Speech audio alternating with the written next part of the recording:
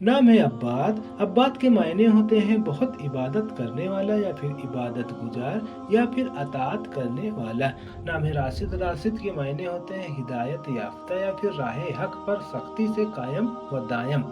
नाम है सुलेख। सुलेख के मायने होते हैं राहगीर या फिर मुसाफिर। नाम है जुमेर। जुमेर के मायने होते हैं पोसीदा या फिर जाहिर ना होना या फिर छुपा हुआ। नाम है तलहा। तलहा के मायने होते हैं नेमत या फिर ताजगी, एक सहाबी रसूल का नाम। नाम है जहीर। जहीर के मायने होते हैं मददगार या फिर हमदर्द या फिर गालिब। नाम है आकिल। आकिल के मायने होते हैं अक्लमंद या फिर जहीन। नाम है आइज।